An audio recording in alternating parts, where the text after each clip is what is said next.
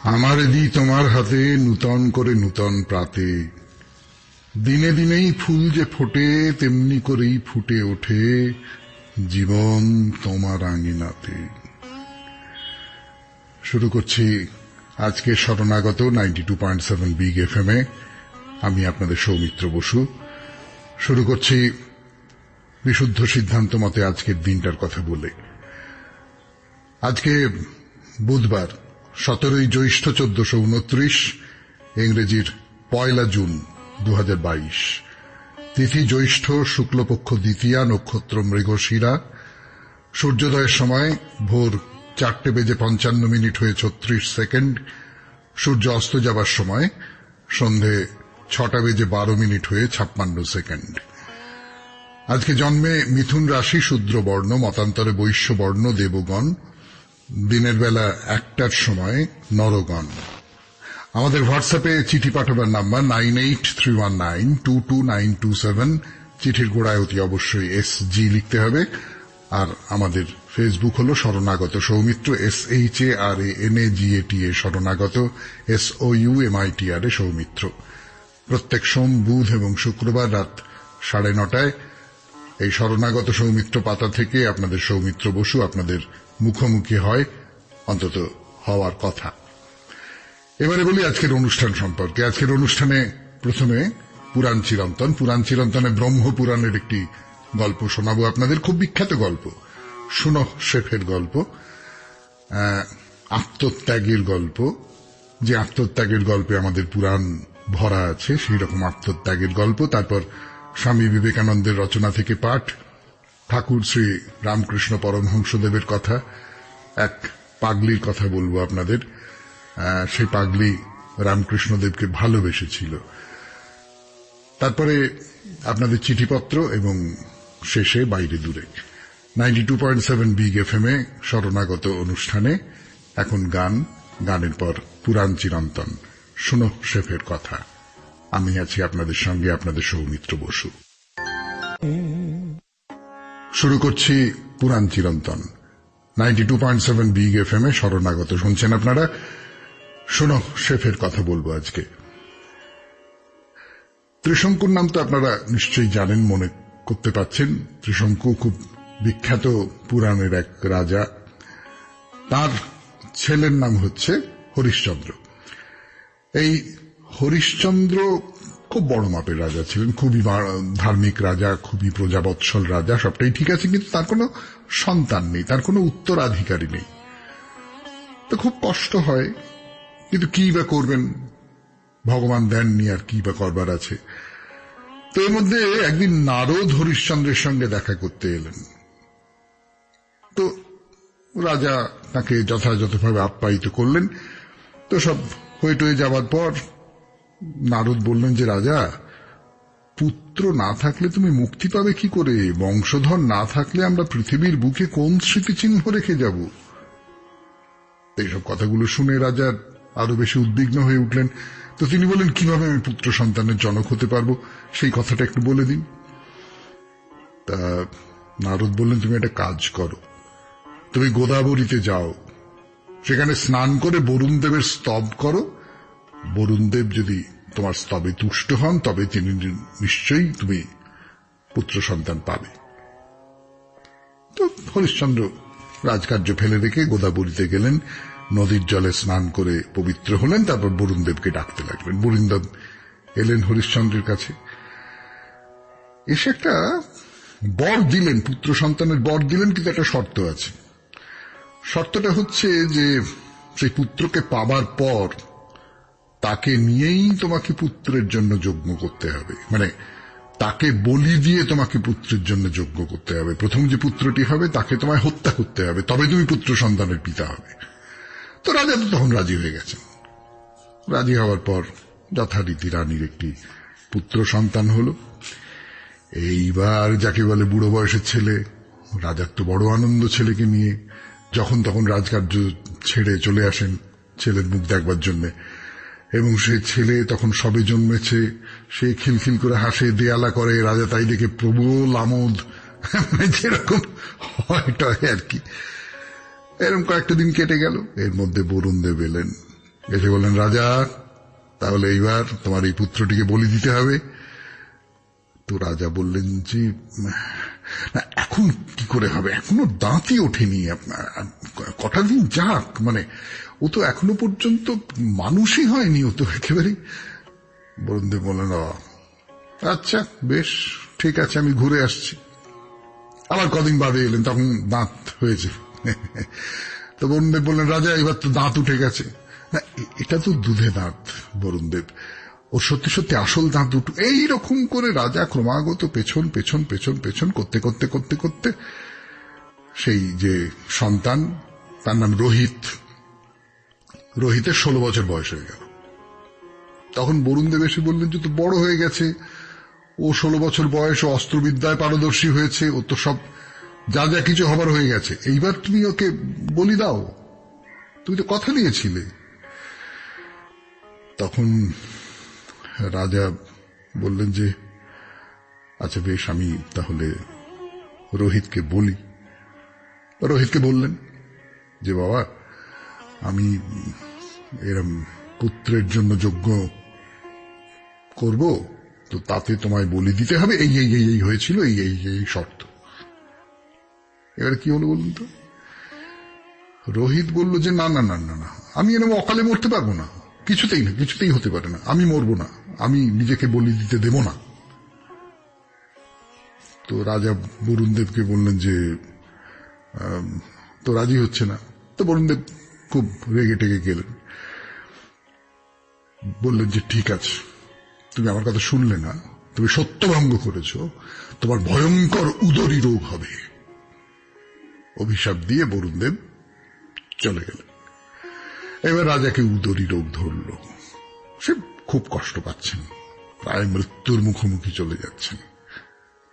এইবারে রোহিত কি করবে, কি করবে, কি করলো শেষ পর্যন্ত এবং কি হলো শেষ পর্যন্ত, সেইটা বলবার জন্য আপনাদের সৌমিত্র বসু ফিরে আসছে 92.7 বিগ এফএম এর শরণাগত অনুষ্ঠানে। একটু সবুর করুন। রোহিত কি করবে এখন? হরিশ্চন্দ্রের ছেলে, হরিশ্চন্দ্রকে ভয়ঙ্কর উদরী রোগ দিয়েছেন বরুণদেব। 92.7 বিগ এফএম এর শরণাগত অনুষ্ঠানে শুনছেন সেই গল্প। তো রোহিত তো বেরিয়ে পড়লেন, একটা উপায় বার করতে হবে, নিশ্চয়ই বাবাকে তো রক্ষা করতেই হবে। ঘুরতে ঘুরতে ঘুরতে ঘুরতে ঘুরতে ঘুরতে তো গঙ্গার ধারে অনেকগুলো আশ্রম দেখতে পেল। সেই আশ্রমের মধ্যে একটি আশ্রমে এক ঋষি আর ঋষি পত্নী থাকেন। ঋষির নাম হচ্ছে অজিগর্ত, বৃদ্ধ ঋষি, খুবই দরিদ্র অবস্থা, খুবই প্রায় খেতে পান না, এরকম একটা অবস্থা। তাদের 3টি সন্তান আছে। এই 3টে সন্তানের বড় হচ্ছে সুনহ পুচ্ছ, মধ্যম সন্তান হচ্ছে সুনহ শেফ, আর তৃতীয় সন্তানটির নাম হচ্ছে সুনহ লাঙ্গুল। কিন্তু ঋষিতে 5 জনের মুখে অন্ন তুলে দিতে পারেন না, এমনটাই অবস্থা। তখন রোহিত তাদের কাছে গিয়ে বলল যে আপনাদের মধ্যে একটি সন্তানকে আমি কিনে নেব এবং কিনে নিয়ে তাকে নিয়ে যাব, তার জন্য আপনারা কি দাম দেবেন বলুন। মানে যদি কিনে নেওয়া যায় তাহলে তো সেই সন্তান হরিশ্চন্দ্রের হলো, তাহলে সেই সন্তানকে বলি দেওয়া যাবে। এবং রোহিত বলেই দিল যে সেই সন্তানকে বলি দেব, তাহলেই রাজার অসুখ সারবে, কাজেই আপনি কত দাম চান বলুন। এবং যেটা খুব অদ্ভুত, সত্যি সত্যি অভাব মানুষকে কি করে তোলে, অজিগর্ত ঋষি কিন্তু রাজি হয়ে গেল। বলে না, বড় ছেলেকে দিতে পারবো না, সুনহ পুচ্ছকে দিতে পারবো না, তাকে আমি খুব ভালোবাসি। সুনহ লাঙ্গুলকে ওর মা খুব ভালোবাসে, তাকে দিতে পারবো না। মধ্যম যে পুত্র, সেই সুনহ শেফকে আমি তোমায় দিচ্ছি, তার বদলে তুমি এই এই এই এই দেবে। তো রোহিতের কাছে কি ব্যাপার, হরিশ্চন্দ্র অত বড় রাজা, তার পক্ষে সেই সমস্ত দেওয়া, অনেকটাই চেয়েছেন, কিন্তু সেই সমস্ত দেওয়াতে কোনো সমস্যা নয়। সুনহ শেফকে নিয়ে রোহিত ফিরে এলো অযোধ্যা নগরীতে। বাবা তখন একেবারে মৃত্যুশয্যায়, হরিশ্চন্দ্র। তা রোহিত সব খুলে বলল। তা সব শুনে হরিশ্চন্দ্র বললেন, না না না না না, তা হয় না, তা হয় না রোহিত, সুনহ শেফ এক ব্রাহ্মণ সন্তান, আমাদের সকলের পূজনীয়, তাকে হত্যা করে আমি আমার জীবন কিনতে পারি? কিন্তু না বললে তো উপায় নেই। যজ্ঞের বেদী সাজানো হয়ে গেছে, মুনি ঋষিরা উপস্থিত হয়েছেন, বশিষ্ঠ দেব এসেছেন, বামন দেব এসেছেন, বিশ্বামিত্র এসেছেন। তা সবাই মিলে রাজাকে অনেক বোঝালেন। রাজা তখন দেখলেন যে না, আর তো কোনো উপায় নেই। অনিচ্ছা সত্ত্বেও এই প্রস্তাবে তিনি রাজি হলেন। এবার শুরু হবে সেই নরমের যজ্ঞ, যেখানে সুনখশেপকে বলি দেওয়া হবে। তা বিশ্বামিত্র প্রশ্ন করলেন, তাহলে ব্রাহ্মণপুত্র সুনখশেপকে আমরা এই যজ্ঞের বলি হিসেবে প্রদান করব, সকলে অনুমতি দিন। সকলে অনুমতি দিলেন। এইবার সুনখশেপের ভয় করছে, তাহলে সুন্দর পৃথিবী ছেড়ে আমাকে চিরকালের জন্য চলে যেতে হবে, এইভাবে প্রচন্ড ভয় করছে। বিশ্বামিত্র সেটা বুঝতে পারলেন। তিনি বললেন, সুনখশেপ, তুমি গোদাবরীতে যাও, সেখানকার পুণ্য সলিলে স্নান করে দেবতাদের উদ্দেশ্যে স্তব করো। মনে রেখো, এই তোমার শেষ দেব বন্দনা। সুনখশেপ বিশ্বামিত্রের কথা মতো গোদাবরীতে স্নান করল, তাও ফিরে এসে দেবতাদের স্তব করতে লাগল। দেবতারা আবির্ভূত হলেন তার সামনে, বিশ্বামিত্রের সামনে। তারা সকলে মিলে বললেন, সুনখশেপের এই ভক্তি দেখে আমরা বিস্মিত হয়েছি। একজন মানুষ নিজের ইচ্ছে বলি প্রদত্ত হবার জন্য সম্মতি দিতে পারে? আমরা স্বপ্নেও কল্পনা করতে পারি না। আমরা বলছি, সুনখশেপকে বলি না দিলেও হরিশ্চন্দ্রের যজ্ঞ সুসম্পন্ন হবে, আর এই যজ্ঞের ফল সে পুরোপুরি পাবে, তার রোগমুক্তি হবে। সুনখশেপ মুক্তি পেল, হরিশ্চন্দ্রের যজ্ঞ সুসম্পন্ন হল। বরুণ দেবের আশীর্বাদে রোগ থেকে রাজা হরিশ্চন্দ্র সেরে উঠলেন। সব শেষ হয়ে যাবার পর বিশ্বামিত্র সকলকে ডেকে বললেন, দেবতাদের নির্দেশে আমি সুনখশেপকে আমার জ্যেষ্ঠ সন্তান হিসেবে গ্রহণ করছি। সুনখশেপ এখন থেকে বিশ্বামিত্রের সন্তান হয়ে গেল। শুনলেন পুরাণ চিরন্তনে সুনখশেপের কাহিনী। 92.7 বিগ এফএম এ শরণাগত অনুষ্ঠানে এখন স্বামী বিবেকানন্দের লেখা থেকে পড়ে শোনাবো আপনাদের।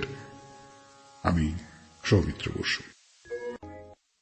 আমি আপনাদের সৌমিত্র বসু শুরু করছি স্বামী বিবেকানন্দের রচনা থেকে পাঠ 92.7 বিগ এফএম এ শরণাগত অনুষ্ঠানে। পড়ছি মানুষের যথার্থ স্বরূপ, দ্বিতীয় পর্বটি।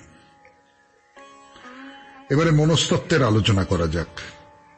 আমি তোমাকে দেখিতেছি, চক্ষুর দ্বারা বিষয় গৃহীত হইতেছে, উহা অনুভূতিজনক স্নায়ু দ্বারা মস্তিষ্কে প্রেরিত হইতেছে। এই চক্ষু দর্শনের সাধন নহে, উহা বাহিরের যন্ত্র মাত্র। কারণ দর্শনের প্রকৃত সাধন, যাহা মস্তিষ্কে বিষয় জ্ঞানের সংবাদ বহন করে, তাহা যদি নষ্ট করিয়া দেওয়া যায়, তবে আমার 20টি চক্ষু থাকিলেও তোমাদের কাহাকেও দেখিতে পাইব না।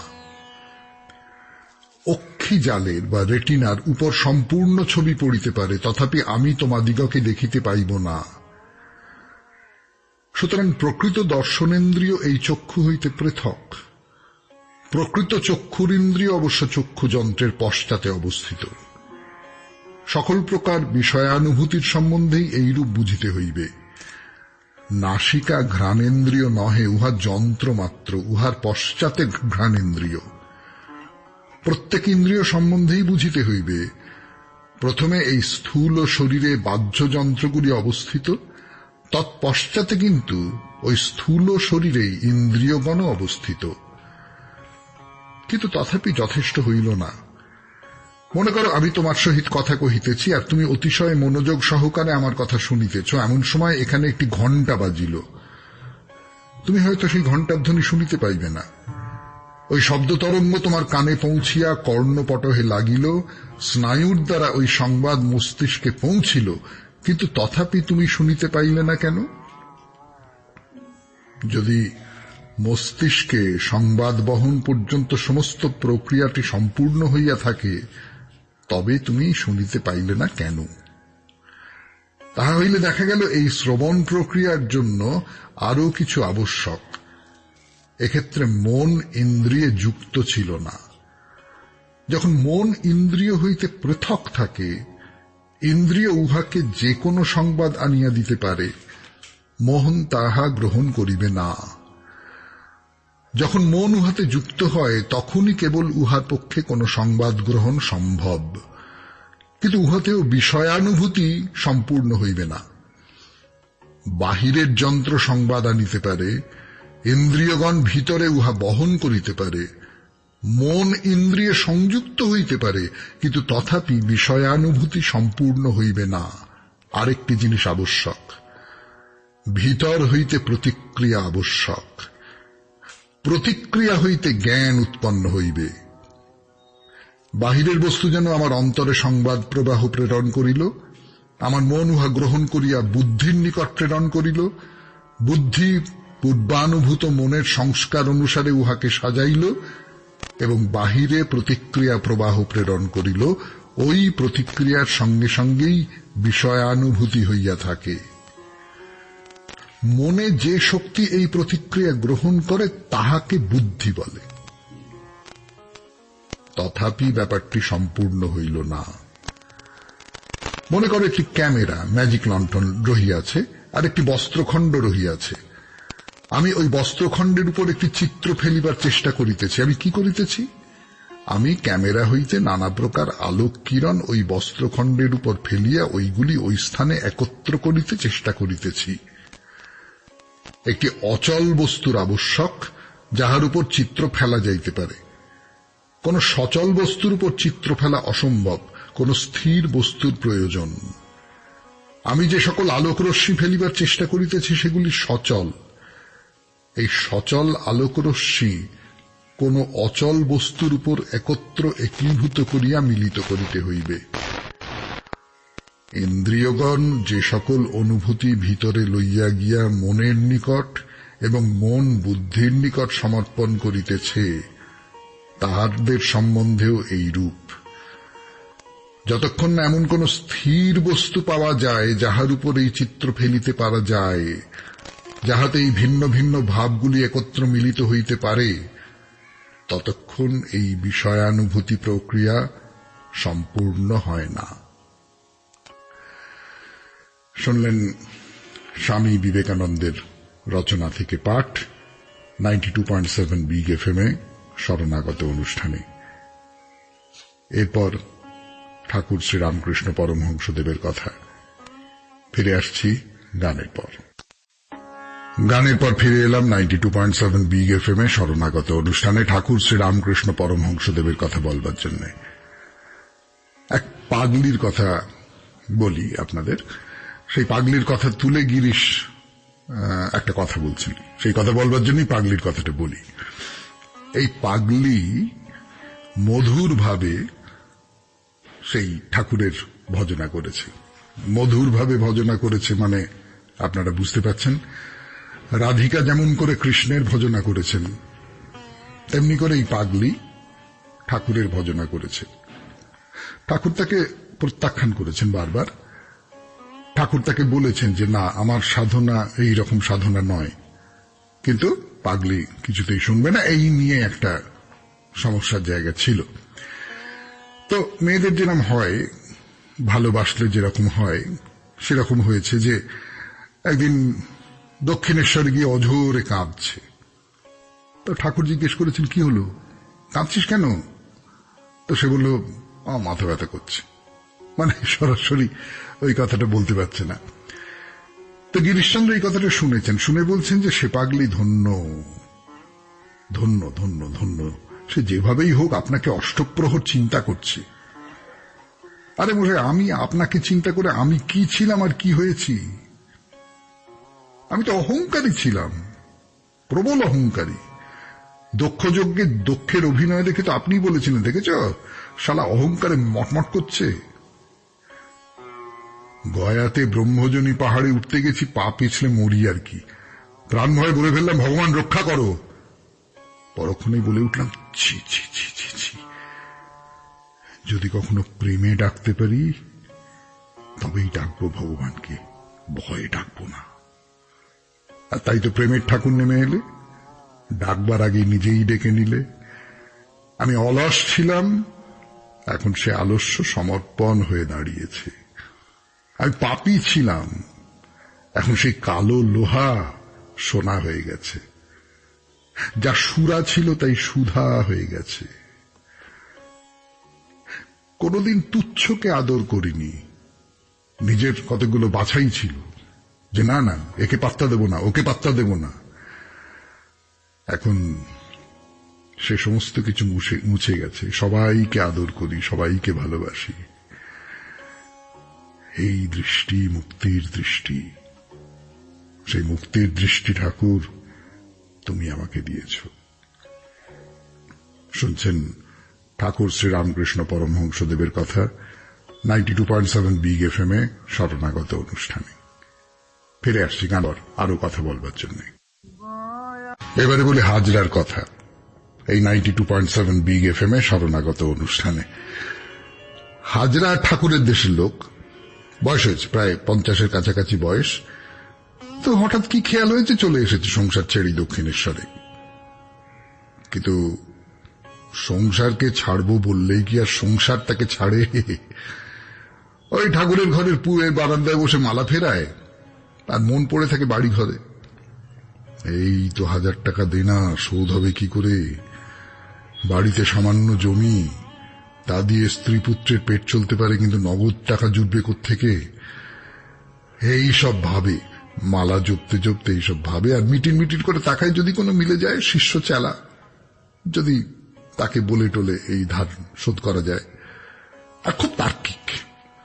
ঠাকুর যত বলেন ওরে তর্জন গর্জনে কিছু হবে না। হাজরা তত তেড়ে ফুঁড়ে বলে যে আমাকে কি বলছো, তুমিও তো বড় লোকের ছেলে দেখে, সুন্দর ছেলে দেখে ভাব করো, ভালোবাসো, করো না? কার কথা বলছে? নরেনের কথা। নরেন হচ্ছে আবার হাজরার ফেরেন্ডো। হ্যাঁ, ওরে নরেনের নুন দিয়ে ভাত খাবার পয়সা জোটে না। কি করবো, ওকে দেখলে জগৎ ভুল হয়ে যায় আমার। এই হাজরা সবাইকে কেবল পাটোয়ারি বুদ্ধির মন্ত্র দেবে, সাধন করো তো সকাম সাধন। আরে সব মেহনতের মজুরি আছে, আর সবচেয়ে যেটা কষ্টের কাজ, এসব জপ তপ আসন শাসন, এর বেলায় কিছু নেই। না না না না, এসব ফাঁকিবাজি চলবে না। ওরে সুখ ধনে নয় মনে। শোন শোন, এই কথাটা শোন। কে শোনে কার কথা? কেবল অহংকার। আমি তো এত জপ করলাম, ঠায় বসে এত ডাকলাম দম বন্ধ করে, আমার হবে না তো কার হবে? হবার মধ্যে বেরিয়ে যেতে হলো দক্ষিণেশ্বর থেকে। ওই যে বড় বাড়লে ঝড়ে ভাঙে, কিন্তু বেরিয়ে যাবে কোথায়? আবার এদিকেই আসবার জন্য উসখুস করছে। শুনছেন হাজরার কথা 92.7 বিগ FM এ শরণাগত অনুষ্ঠানে। আরো কথা বলবো, ফিরে আসবো গানের পর। হাজরার কথা বলছিলাম আপনাদের। শুনছেন শরণাগত 92.7 বিগ FM এ।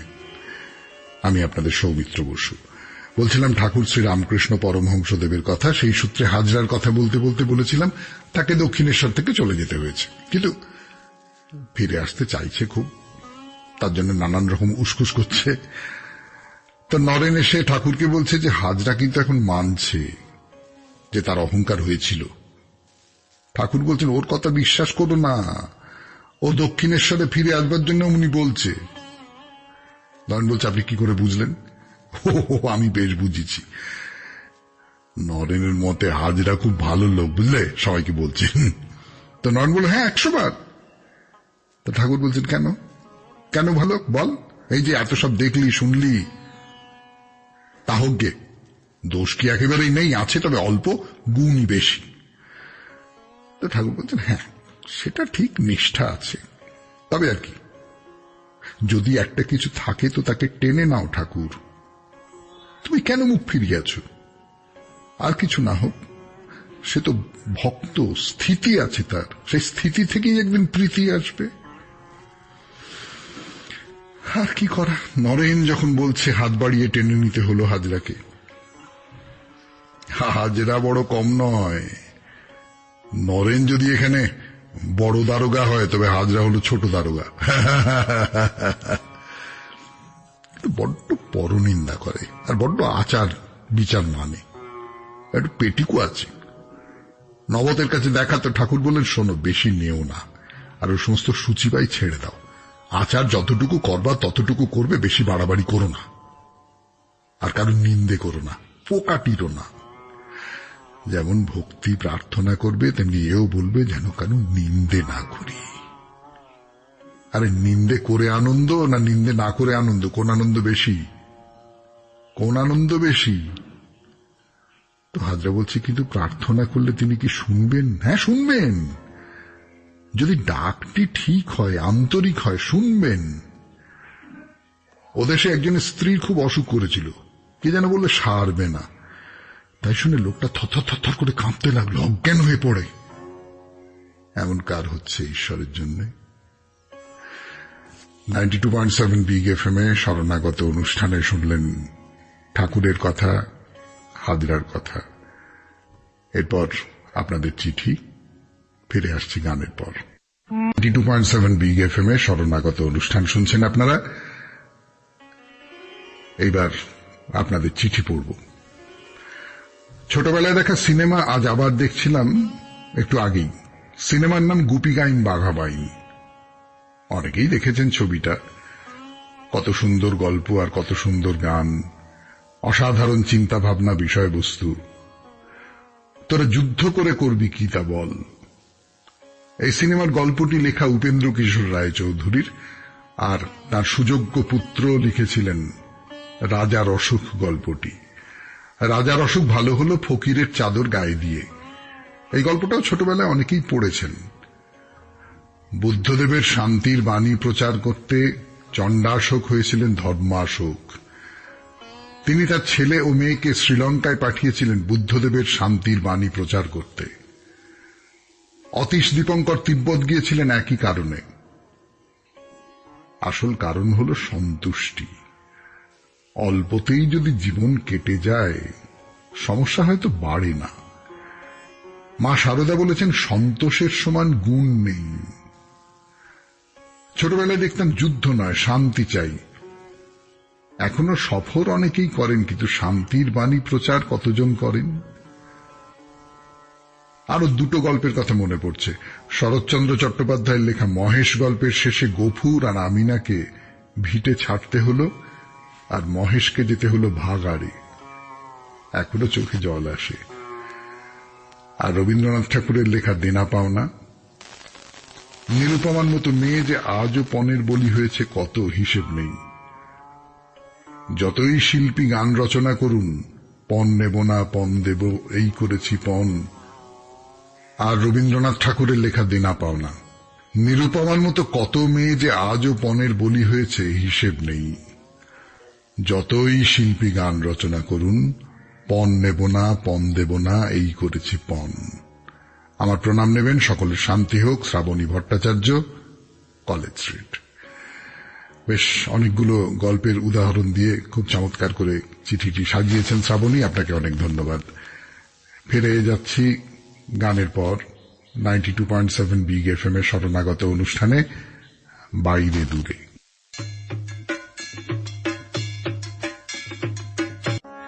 বাইরে দূরে 92.7 বিগ এফএম এর শরণাগত অনুষ্ঠানে। ওই মহাসুদেবতা, তাকে নিয়ে কথা শেষ হচ্ছে না। আমাদের অচেনা এক দেবতা, তার অচেনা সব পূজার রীতি। নিশ্চয়ই সবটাই নতুন বলে মনে হচ্ছে আপনাদের। তাহলেই দেখুন, আমার দেশের কত ধর্ম, কত দেবদেবীদের সম্পর্কে আমরা কিচ্ছু জানি না, কিন্তু আমরা যেন ধর্মের এক একটা পণ্ডিত এই ভেবে লোকের সঙ্গে তর্ক করি, ঝগড়া করি, মারামারিও কি করি না। এই যে উৎসবটার কথা বলছি, যেটা আগস্ট মাসে হয়ে থাকে, সেটা জানুসারি বলে একটা আদিবাসী গোষ্ঠীর উৎসব, কিন্তু এখন সেটা সকলের, সব আদিবাসী জনগোষ্ঠীর উৎসব হয়ে গেছে। এই তো চাই, এই তো হওয়া উচিত। তো এই উৎসবে মন্দিরের ভেতরে থাকেন একজন দেবী, তার নাম চালতা মহাসু। উৎসবের সময় দেবীকে বাইরে বার করে আনা হয়। তারপর তারপর কি হয় সেটা বলবার জন্য আপনাদের সৌমিত্র বসু ফিরে আসবে 92.7 বিগ এফএম এ শরণাগত অনুষ্ঠানে। যা বলছিলাম আপনাদের, এই উৎসবে দেবীকে বার করে আনা হয় মন্দিরের ভেতর থেকে। 92.7 বিগ এফএম এ শরণাগত অনুষ্ঠান শুনছেন আপনারা এখন বাইরে দূরে। খুব ভিড় হয়, খুব। তো শোভাযাত্রা করে দেবীকে নিয়ে যাওয়া হয়, অজস্র মানুষ দেবীর দুপাশে চলেছে। 3 দিন ধরে চলে এই পুজো, দিবারাত্র মন্ত্রপাঠ, ভিড়ের হল্লা, তার সঙ্গে বাজনা, নাচ, সবটাই আদিবাসীরা করেন। সেই দেহরাদুন থেকে আসে নাম করা সব নাচ গানের দল, তাদের নাচ, তাদের গান, তাদের বাজনা। একবার দেখে আসতে লোভ হচ্ছে না? তাতে হবেই, লোভ না হওয়াটাই তো আশ্চর্য। এইখানে একটা কথা বলি আপনাদের, শুনলে নিশ্চয়ই মন ভালো হয়ে যাবে। এই যে উৎসব, এতে যা যা কিছু লাগে সমস্তটার ব্যয়ভার বহন করেন ওখানকার সরকার। খুব আনন্দের, খুব আমোদের, খুব আবেগের এই উৎসব। আচ্ছা, আর একটা উৎসবের কথা বলে এই মহাসুর প্রসঙ্গ শেষ করব। শুক্লা চতুর্থী ভাদ্রপদ তিথিতে এই উৎসব হয়। এই দিনটা কিন্তু খুব গুরুত্বপূর্ণ, তার একটা ধর্মীয় কারণ আছে। এই দিনেই মর্তে আবির্ভূত হয়েছিলেন মহাসুরা 4 ভাই। এদের মন্দির থেকে বের করে এনে প্রথমে ধর্মীয় নিয়ম কানুন মেনে স্নান করানো হয়, তারপর এদের ভালো করে কাপড় দিয়ে মুড়ে ফেলা হয়। এর মধ্যে কেউ যেন এদের দেখে না ফেলে, তাহলেই কিন্তু তার উপরে অভিশাপ লাগবে। একজনকে শুধু পালকি করে বাইরে নিয়ে আসা হয়, কিন্তু তিনি পালকিতে থাকেন, আড়ালে থাকেন। সারাদিন ধরে সেই দেবতা পালকির মধ্যে অবস্থান করেন। সন্ধে হয়ে যাওয়ার পর তাকে আবার মন্দিরের ভেতরে রেখে আসা হয়। তো এইবার সন্ধে গড়িয়ে রাত হলো, তখন একদল মানুষ, তাদের মধ্যে নারী আছেন, পুরুষ আছেন, সব আছে, তারা সবাই মশাল জ্বালিয়ে সেই দেবতাদের ঘিরে নৃত্য করেন। নৃত্য মানে তো বুঝতেই পাচ্ছেন, তার সঙ্গে সবাই মিলে গান হয়, নাচ হয়, সবকিছু হয়, জমজমাট একটা ব্যাপার হয়। এটা সারা রাত ধরে চলবে। এবং কেউ যদি নাচতে নাচতে ক্লান্ত হয়ে পড়ে আর পারছে না, তখন তার জায়গায় আরেকজন চলে আসে। নাচ থামানো যাবে না, বা নাচের যে বৃত্তটা সেটা ছোট করা যাবে না। এই নাচতে নাচতে কারোর ভর হয়, সে কারণ পাগলের মতো আচরণ করতে থাকে, চিৎকার করে কাঁদে, নানান রকম সব কথা বলে। সব ধর্মের কথা বলতে পারবো না, কিন্তু আমাদের হিন্দু ধর্মের বহু শাখাতেই তো এইরকম ভর হওয়ার কথা পাওয়া যায়, তাই না? স্বয়ং ঠাকুর শ্রীরামকৃষ্ণদেব, চৈতন্য মহাপ্রভু, তারাও তো কখনো কখনো দিব্যোন্মাদ দশায় চলে যেতেন। শেষ করি আজকের শরণাগত 92.7 বিগ এফএম এ। আমি সৌমিত্র বসু এবার বিদায় নেব। বিদায় নেবার আগে আরেকবার মনে করিয়ে দিই, আপনাদের সকলেরই মনে আছে আমাদের হোয়াটসঅ্যাপে চিঠি পাঠাবার নাম্বার 9831922927, চিঠির গোড়ায় SG লিখতে হবে। আর আমাদের ফেসবুক হলো শরণাগত সৌমিত্র, SHARANAGATA শরণাগত, SOUMITRA সৌমিত্র। তাহলে আর কি বা বলবার আছে? সবাই খুব ভালো থাকবেন। আজকের মতো বিদায়।